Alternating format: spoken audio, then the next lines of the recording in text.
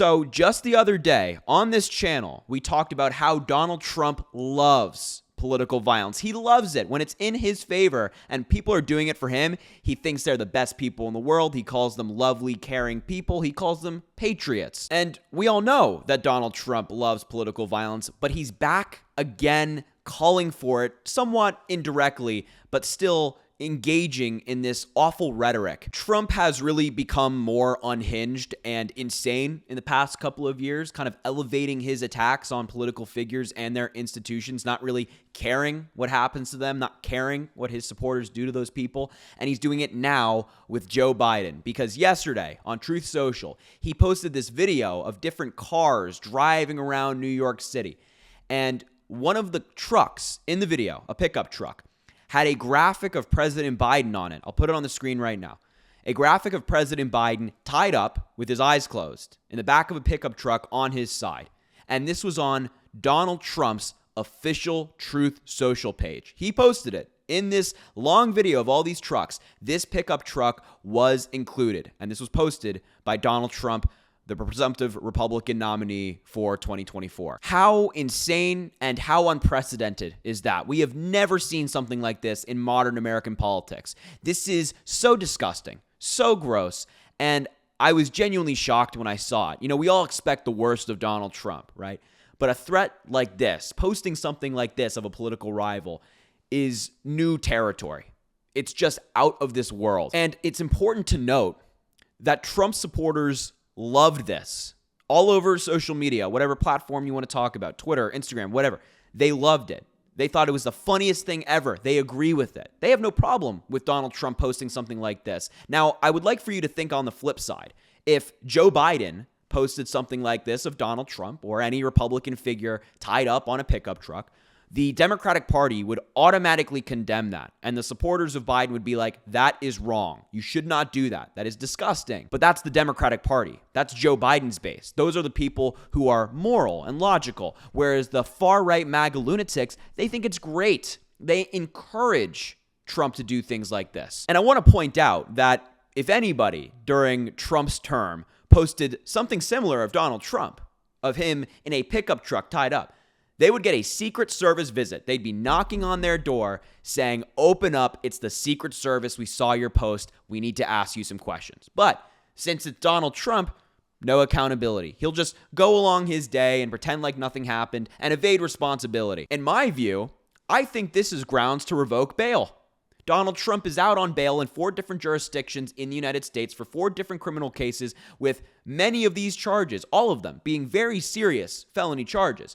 And this, he's threatening a current president of the United States.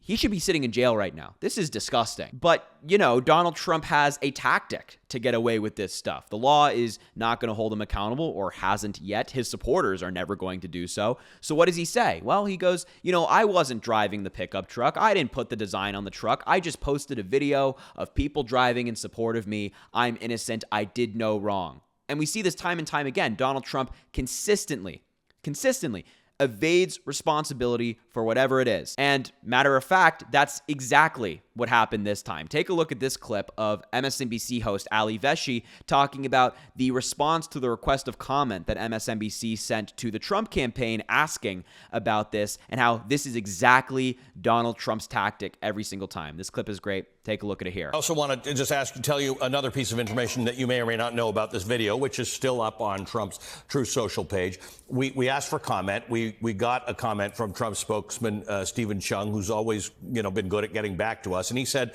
this was just an image on the back of a pickup truck that was traveling down the highway, and that's always the version of the Trump excuse. I didn't do it. I didn't say anything. There was no threat. I'm just showing you the picture of a tied up current president of the United States with his eyes closed, lying on his side on the back of a pickup truck. That's the kind of way in which you can continue to stoke this stuff without actually taking responsibility for what you're doing. Yeah, that was a perfect way to say it. It's the Trump tactic every single time, to pretend like he didn't do anything wrong, that he wasn't driving the truck, so he's innocent of wrongdoing. But, at the end of the day, we all know what Donald Trump is doing here. We all know how he's trying to rile up his base. And even when he's caught in something like this, as I mentioned, they love it.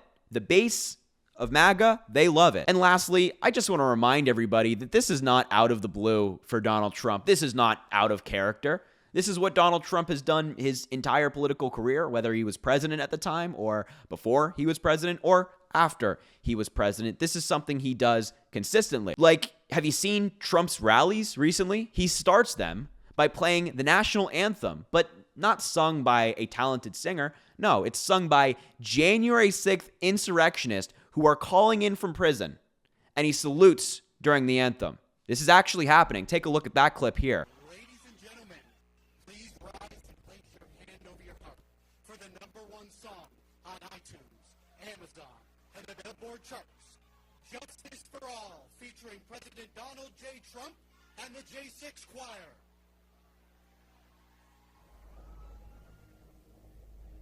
Yeah, that actually happens. And at these rallies, he praises these people. He calls them hostages or patriots who have been politically targeted by the Democrats, when in reality, they've just broken the law. They are being held accountable. They've broken the law. They attacked our Capitol on January 6th, and they're in jail for it. And the examples are countless. I mean, Charlottesville, 2017, Donald Trump said that there were fine people on both sides, where one side had white supremacists on it. I mean, please spare me the whole defense of Donald Trump that he would never do such a thing, because he does it. Quite frankly, he does it all the time. So yeah, this is Donald Trump's new thing, and has been his thing for a while, quite frankly. You know, advocating for political violence almost in a veiled way, except for January 6th, where it was pretty unveiled. But I think the scary thing is that his supporters actually enjoy it. They actually like when he does these things. When he posts these things, it riles them up, it rushes donations, and I think that is a very bad precedent to set, and certainly something to keep an eye on as we get closer to the November election. So yeah, had to talk about this. It's just truly insane, and the Trump campaign response of, oh, we didn't do anything wrong, just shows you the kind of campaign they're running, and it shows you who Donald Trump is. So once again, thank you so much for watching. I really appreciate you being here. Make sure to subscribe to the channel, leave a like on the video, and let me know in the comments what you think about this and what you think about Trump posting it, what you think about the Trump campaign response. I'm really interested to hear about all of that. And of course, share the video with family and friends. Let me know what they think as well. And, as I always say at the end of these videos, keep the faith, keep fighting. We got this. If we put in the work, we'll make 2024 happen in a great way.